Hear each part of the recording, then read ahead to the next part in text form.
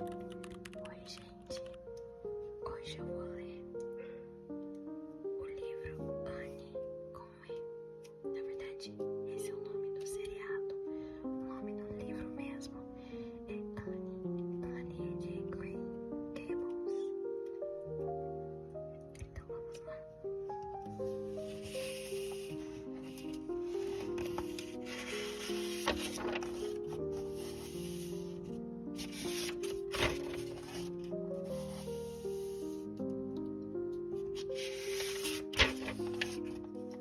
Capítulo 1. A senhora Rachel Lynde é surpreendida.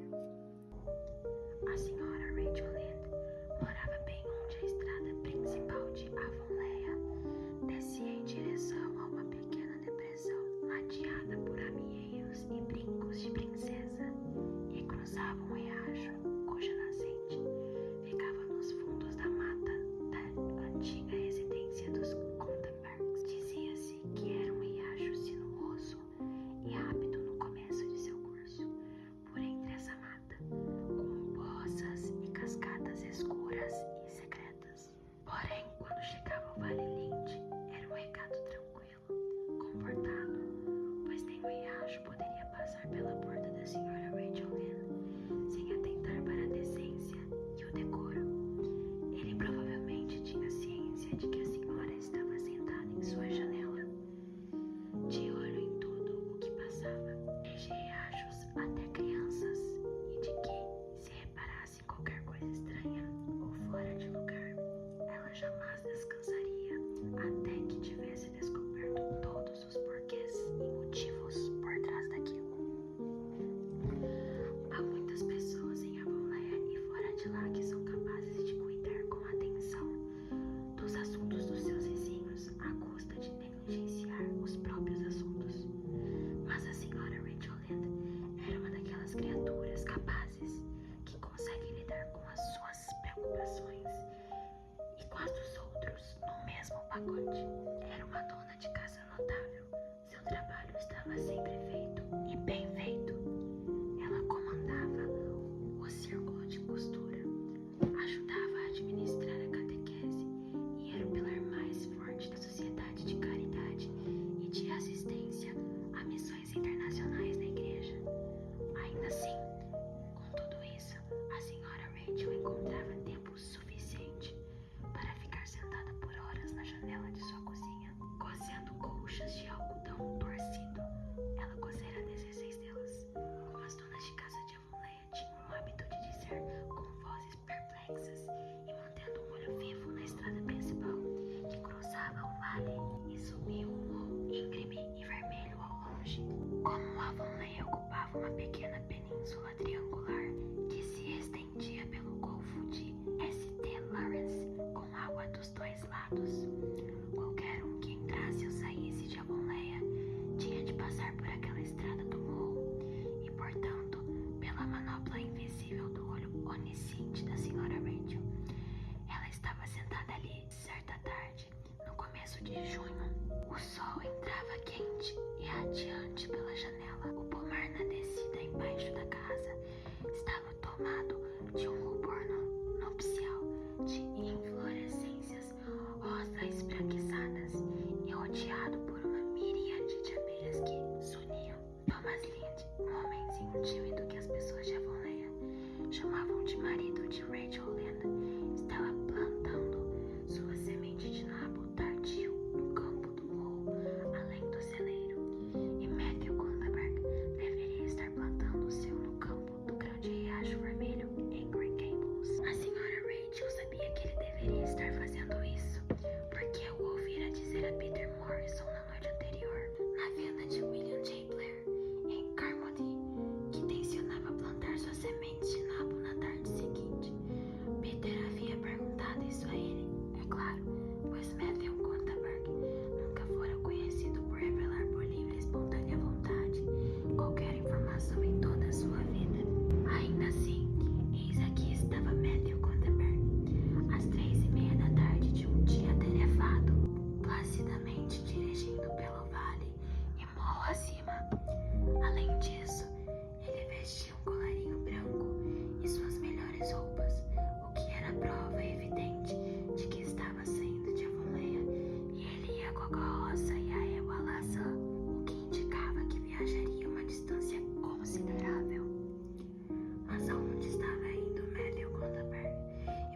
estava indo para lá. Fosse qualquer outro homem de Avonlea, a senhora Rachel, habilmente juntando uma coisa e outra, talvez pudesse adivinhar as respostas a essas duas perguntas.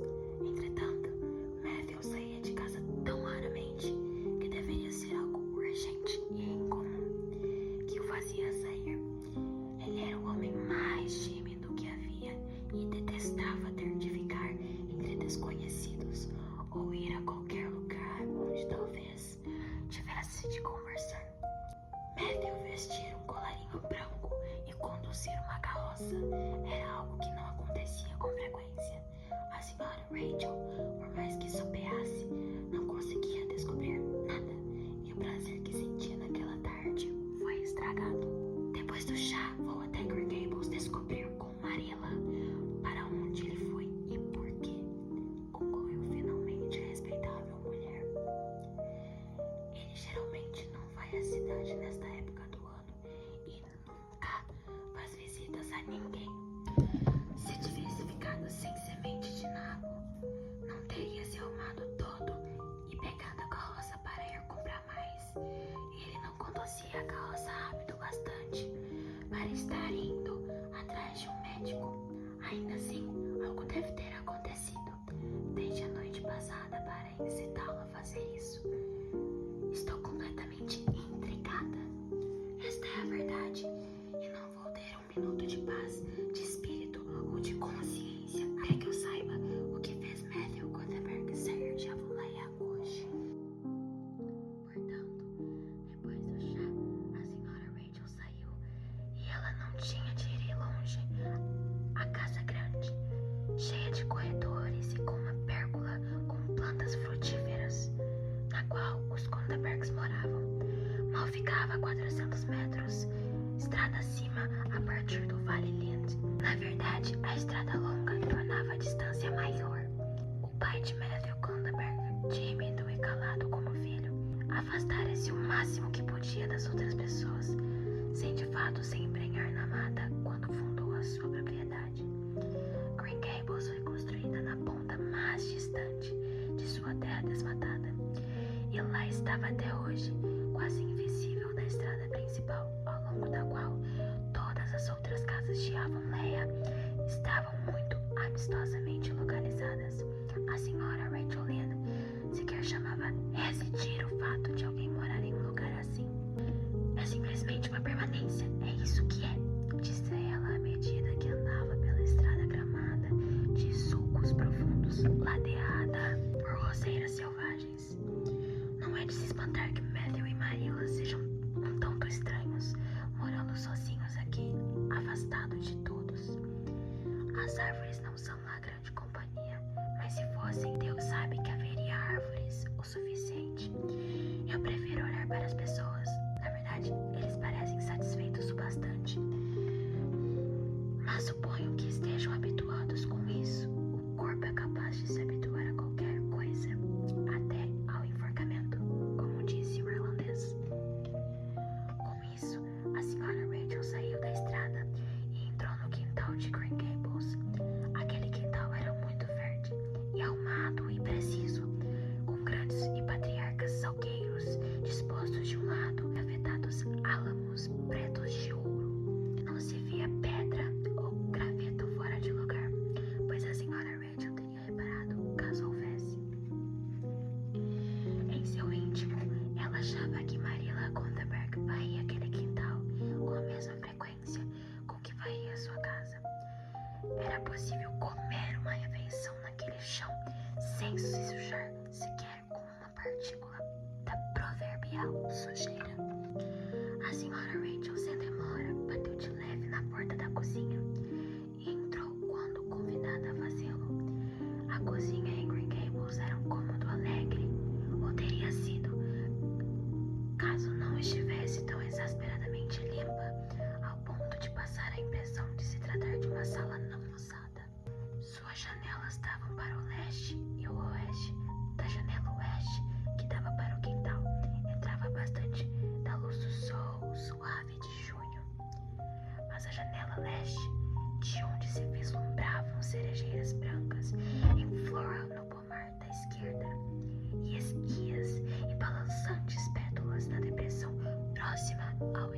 Estava coberta de neve por causa de um emaranhado de trepadeiras. Ali ficava sentada Marilla Gundenberg.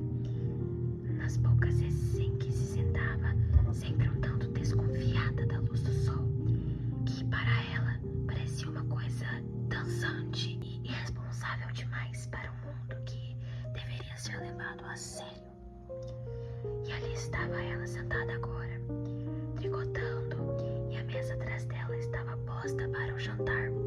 A senhora Rachel, antes que ela tivesse fechado completamente a porta, fez uma relação mental de tudo o que havia sobre aquela mesa. Havia 3 pratos postos nela.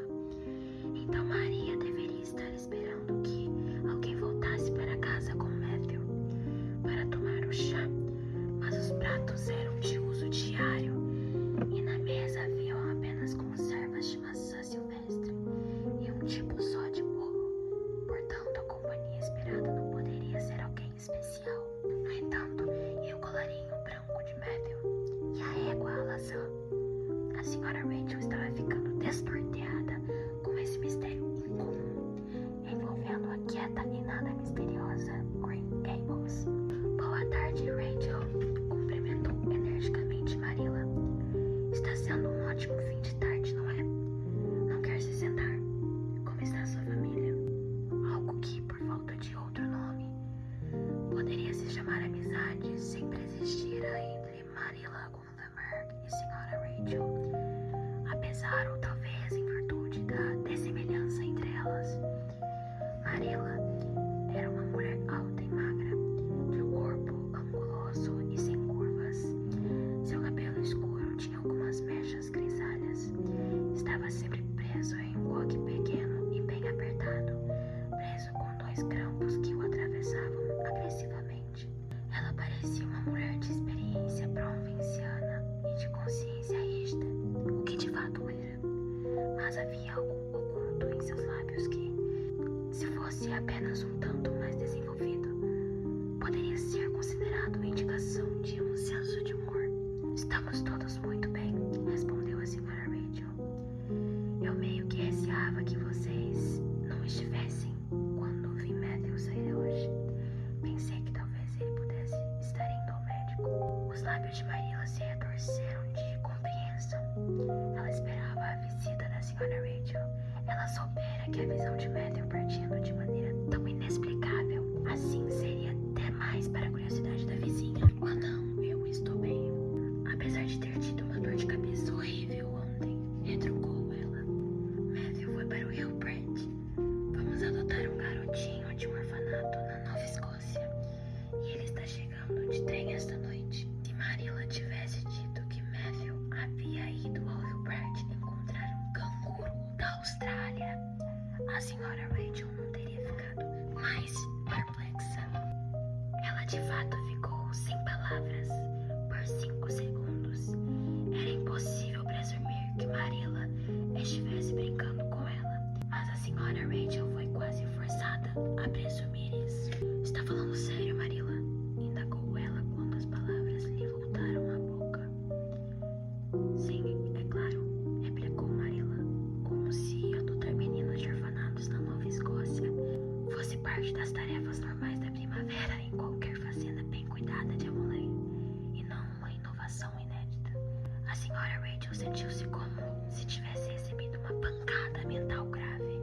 Ela pensava com exclamações. Um menino, de todas as pessoas possíveis. Marilla e Matthew Gundenberg adotando um menino de um orfanato. Bem, o mundo certamente estava de cabeça para baixo.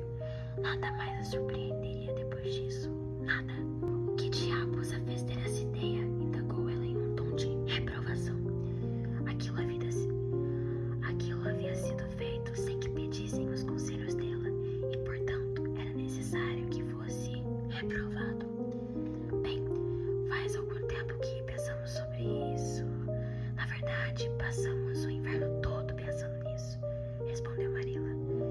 A senhora Alexander Spencer veio aqui certo dia antes do Natal e disse que ia adotar uma garotinha de um orfanato em Hopetoun na primavera. A prima dela mora lá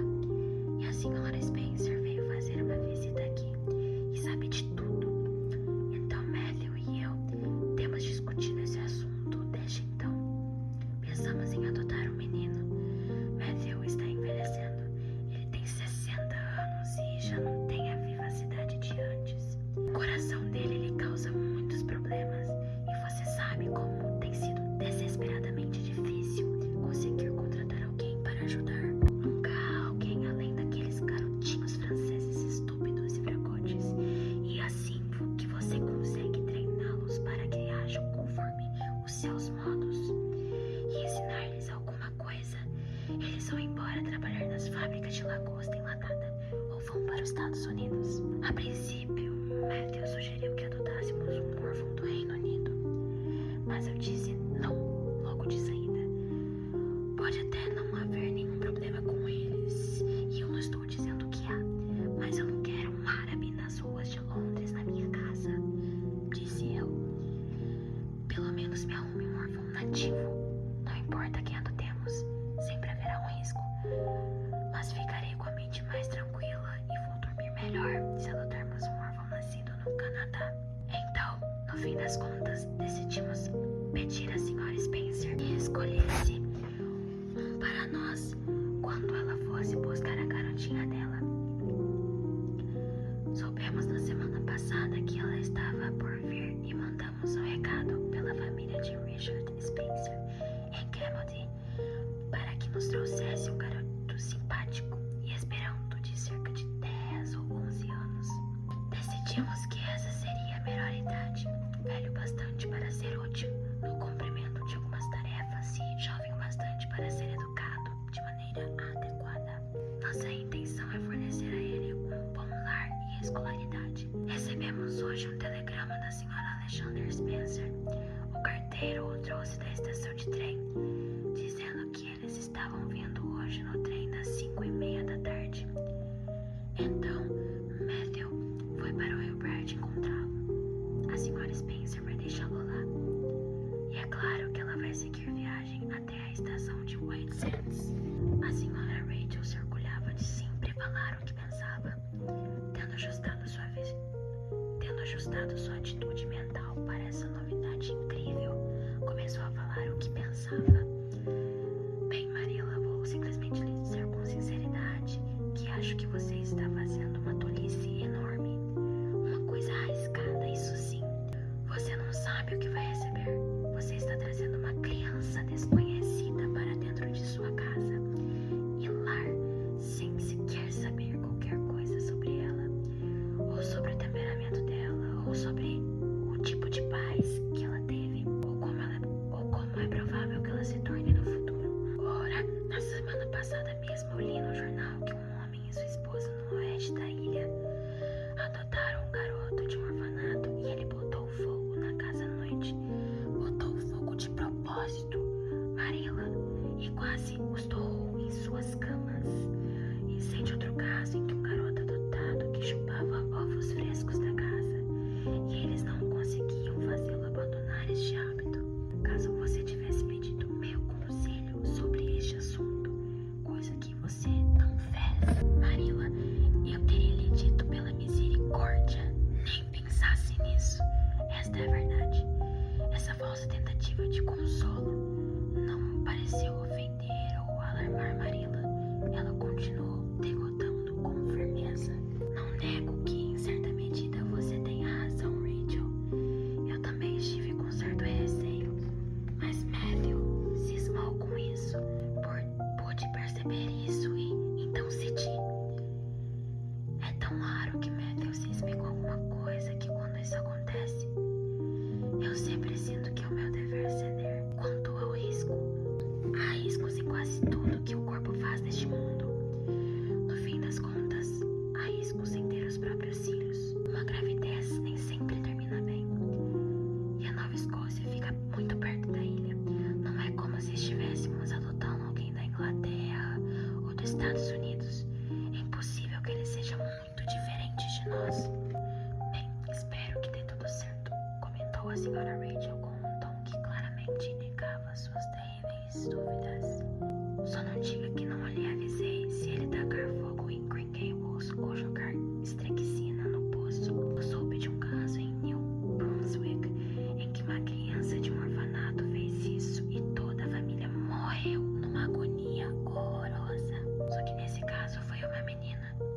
Bem, não vamos adotar uma menina, disse Marilla, como se envenenar poços fosse uma habilidade puramente feminina que não deveria ser temida no caso de um menino. Eu jamais sonharia em pegar uma menina para criar. Espanta-me que a senhora Alexander Spencer tenha feito isso. Mas, na verdade, ela não hesitaria em adotar um orfanato inteiro caso cismasse com isso. A senhora Rachel gostaria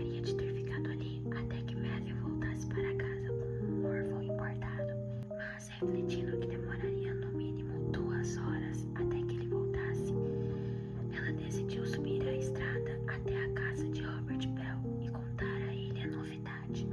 Aquilo com certeza causaria um frenesi incomparável, e a senhora Rachel adorava causar frenesias. Então, ela se retirou dali para o alívio de Marilla, pois ela sentia suas dúvidas e medos renascerem sob a influência do pessimismo da senhora Rachel.